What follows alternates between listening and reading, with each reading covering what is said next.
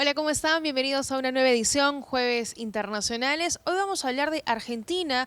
Ya tiene un nuevo presidente, Alberto Fernández, acaba de asumir funciones. ¿Cómo está el país? ¿Qué viene ahora? ¿Qué esperan los argentinos? Conversamos de inmediato con el internacionalista Ramiro Escobar. Gracias por estar con nosotros. ¿Cómo te va, Tatiana? Un gusto estar acá nuevamente. Bueno, ¿qué te parece? ¿Qué te parece que Alberto Fernández sea ahora o el peronismo regrese a Argentina? ¿Qué le espera al país?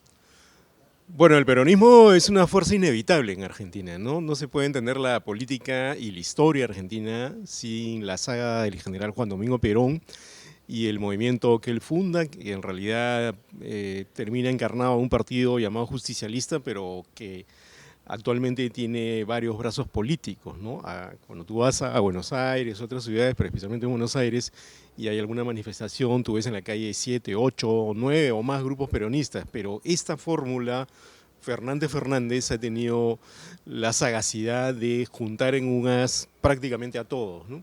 Y además juntar a Alberto Fernández, que fue un gran crítico de Cristina Fernández cuando estaba en la presidencia, a pesar que trabajó con Néstor Kirchner, el esposo de Cristina, y sin embargo han hecho la fórmula ideal para ganar, ¿no? Fernández, eh, en donde están encarnados dos personajes centrales. Cristina Fernández, que es un peronismo un poco más, eh, para usar el término de moda, pero después lo explicaremos, un poco populista en el sentido de tener más cerca la agenda a las masas, ¿no? Y Alberto Fernández, que es más bien un peronismo centrista, de centro izquierda, tirado hacia la izquierda, pero él es un abogado, alguien con mucha experiencia en política, también que conoce bien el aparato judicial y que tiene un discurso más conciliador que el de Cristina, ¿no?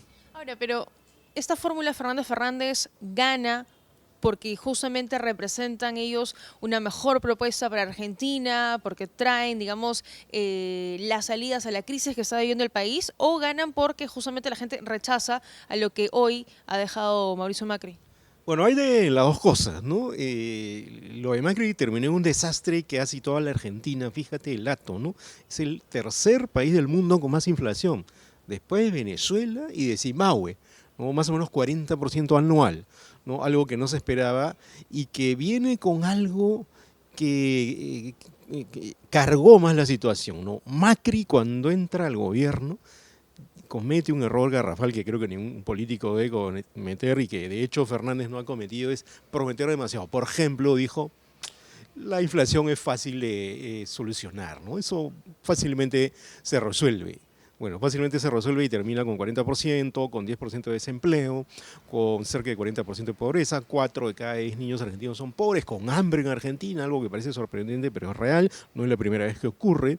Entonces, ante ese naufragio de Macri, que incluso hacia el final del gobierno lo hace tirarse más al centro, en vez de ser un presidente centro-derecha, la persona concreta, la persona que tiene que ir a comprar, que de pronto no hace tantos análisis políticos, pone una balanza en las cosas. Dice, bueno, se sabe que hay casos de corrupción vinculados al peronismo, concretamente a Cristina Fernández, pero por lo menos esto no parece que será peor que lo que tenemos, ¿no?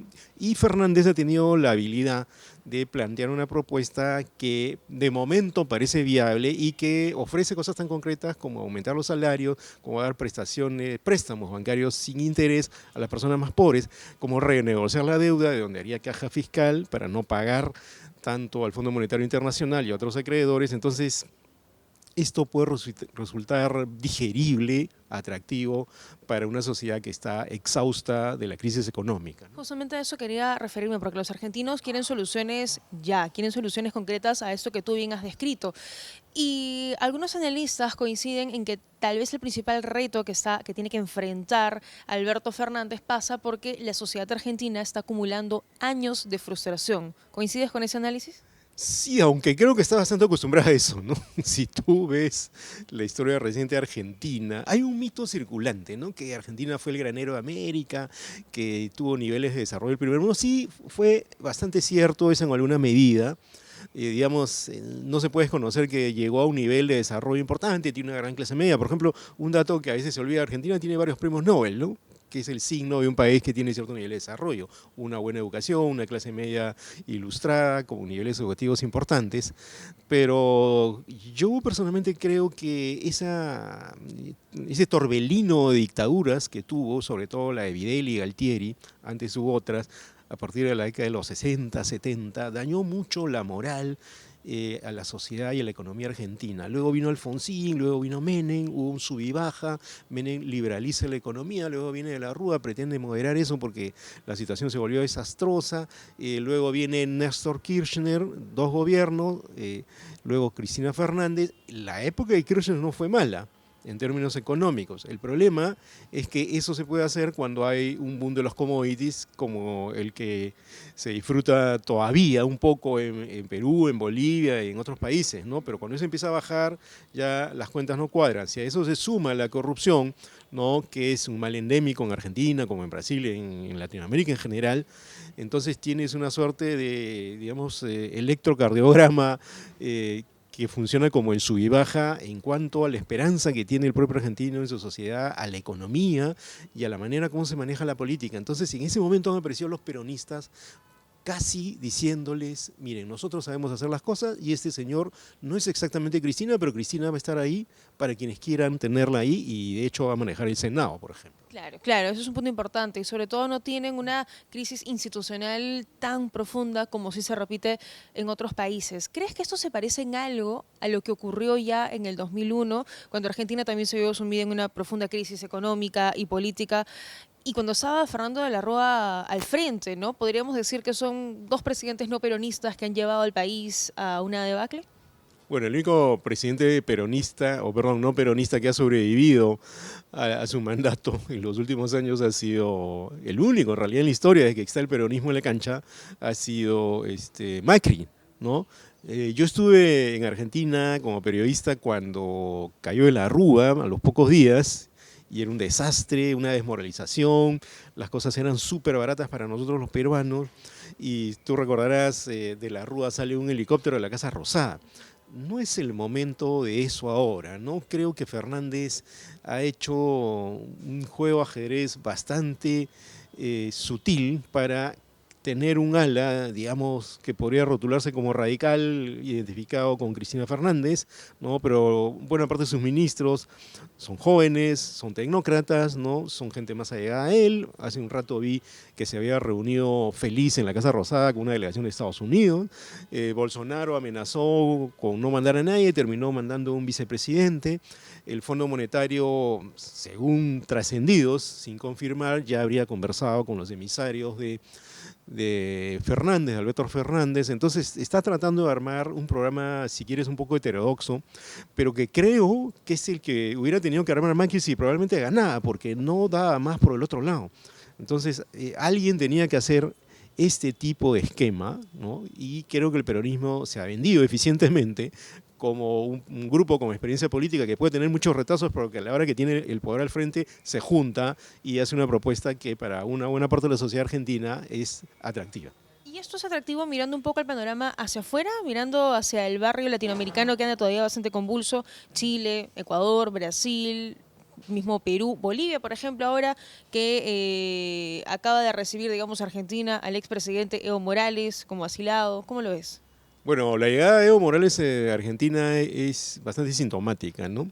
El acuerdo con Felipe Solá, el canciller argentino, el nuevo, que tiene 2 días nomás en el cargo, es que no hable de política. Vamos a ver si eso se cumple, porque lo obvio es que está más cerca de Bolivia, ¿no? Sus 2 hijos están ahí, los hijos de Evo Morales, ¿no? Y aunque no tenga declaraciones públicas, evidentemente le va a ser más fácil comunicarse con los emisarios del MAS, del movimiento del socialismo, en Argentina que en México.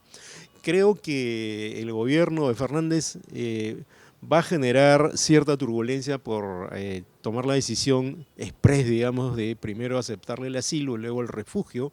En Argentina hay una figura que es el asilado, hay una convención del asilo que dispone que los perseguidos políticos puedan asilarse, pero hay otra normatividad sobre el refugio. En Argentina el asilo no tiene normas, pero el refugio sí. Entonces Evo Morales ya fue aceptado como asilado y ya es refugiado también, con lo cual goza de una protección a condición de que no haga política explícitamente, pero no sabemos si lo va a hacer de manera implícita. Frente al barrio regional, eso puede que le granjee, por ejemplo, Alberto Fernández, alguna distancia, por ejemplo, con el gobierno de Bolsonaro o el gobierno de Duque, no van a ver bien esta decisión. El Grupo de Lima todavía es un interrogante si Argentina va a permanecer o no va a permanecer. Más probable es que se vaya al grupo de contacto donde están, bueno, no sabemos si va a continuar Uruguay porque tiene otro presidente, pero donde está México.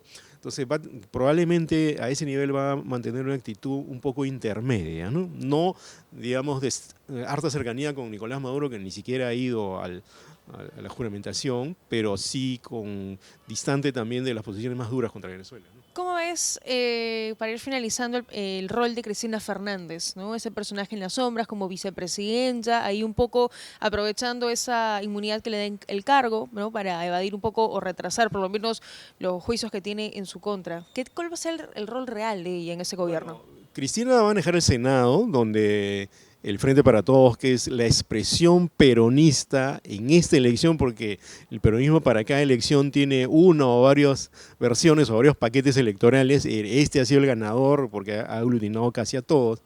Entonces ella va a manejar el Senado y en diputados no tiene mayoría el Frente para Todos, o el Frente de Todos, pero le falta poquito para tener la mayoría. Ya creo que ha hecho las alianzas suficientes y ahí está Máximo Kirchner, el hijo de Cristina Fernández.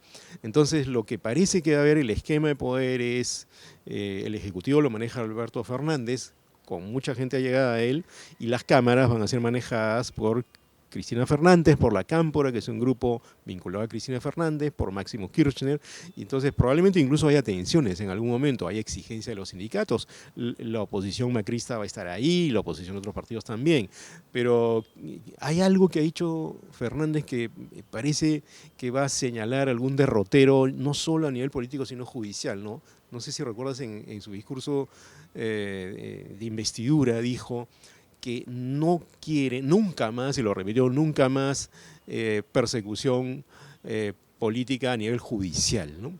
Pero eso es un mensaje para Cristina, pero también para Mauricio Macri, a quien pondría meter en el disparadero una vez que ha salido el gobierno. Entonces parece que él se propone hacer ciertas reformas políticas, por ejemplo, no hacer que los jueces acusen. En Argentina tienen esa facultad, sino que sea como acá, que el fiscal acusa, el juez resuelve. Entonces creo que con eso está creándole un respiro a Cristina Fernández y una especie también de paz previa a Macri por si ocurriera algo. Y con eso también se garantiza cierta estabilidad que no sabemos hasta cuándo va a durar, porque el libreto político argentino siempre es impredecible. Así es, así es. Así que vamos a ver cómo va avanzando con este gobierno que es todavía suerte. nuevo. De todas maneras, les deseamos suerte. Muchas gracias, Ramiro, por acompañarnos. Gracias por la invitación, Tatiana. Siempre es un gusto estar acá. Gracias a ustedes por habernos acompañado. Volvemos el próximo jueves.